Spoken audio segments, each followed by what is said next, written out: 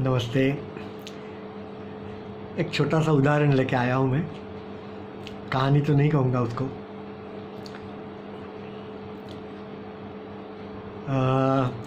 एक दुकानदार था, शॉपकीपर। अभी कोरोना चल रहा है ना सभी जगह पे, तो लॉकडाउन के हिसाब से बहुत सारे लोगों को बहुत तकलीफ़ हुई आर्थिक दृष्टि से। जिनका धंधा है, कोई छोटा सा बिजनेस है, तो वो लोग बेचारे, यदि बिज़नेस नहीं चलेगा तो थोड़े दिन वो पुल ऑन तो कर लेंगे, थोड़ा चलाएंगे, लेकिन बाद में पैसा तो कम पड़ेगा ही। तो इसलिए ऐसा एक दुकानदार, एक शॉपकीपर बहुत तकलीफ़ में था। तो इसलिए मानसिक रूप से टूट रहा था कि अब क्या करूं, कैसे करूं, कुछ समझ में नहीं आ रहा था। तो एक दिन वो बैठे बैठे भगवान को शिकायत करने लगा कि हे भगवान, ये क्या मेरी ज़िंदगी में आपने क्या किया। ये लॉकडाउन की वजह से मेरा धंधा नहीं चल रहा है, बिज़नेस नहीं चल रहा है। फिर मेरे सारे खर्चे जो है वो तो चलते ही रहते हैं।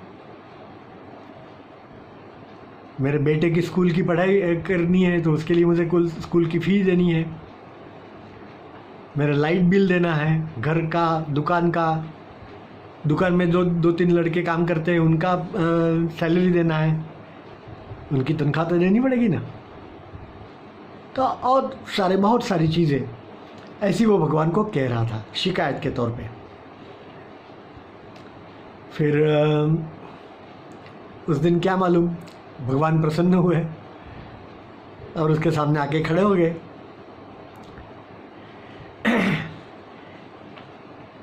तो भगवान ने पूछा कि बेटा क्या हो रहा है, इतना सारा क्यों तुम दुखी हो गए हो, निराश हो गए हो।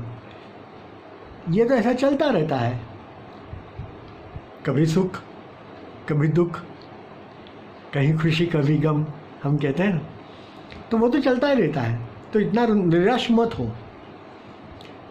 तो वो कहता है कि नहीं भगवान, बहुत तकलीफ़ है, मुझे तो बहुत तकलीफ़ है। देखो ये सारी चीज़ें, ये नहीं है, वो नहीं है, वो खर्चा है, वो खर्चा है, जो कुछ भी है उसको कहना था वो कहने लगा फिर से। तो भगवान ने कहा ठीक है, अब तुमको ये अच्छा ही नहीं लग रहा है सब, तो ठीक है, ऐसा करते हैं हम कि तुम मेरे साथ चलो। तो फिर तो तुम्हारी सब तकलीफ़ें दूर हो जाएगी अपने आप।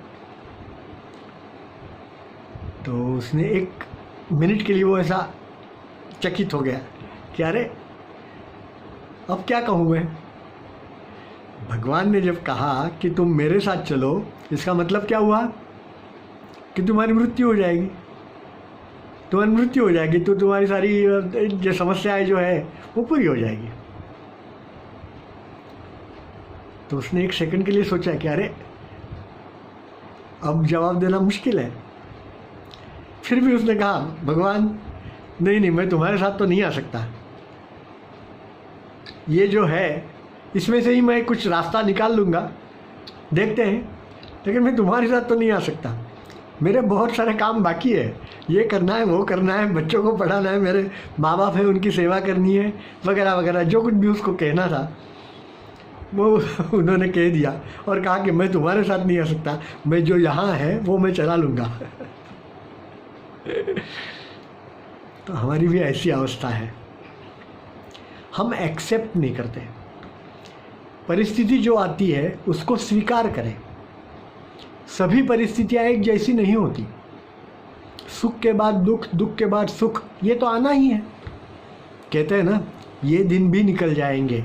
ऐसा हमेशा याद रखने से हमें दुख नहीं होता। जैसे सुख के बाद दुख आया, तो दुख के बाद सुख आने वाला ही है। तो आप स्वीकार करिए, जो परिस्थिति है उसको स्वीकार करें, तो आपकी ज़िंदगी अच्छी होगी। ठीक है ना। धन्यवाद।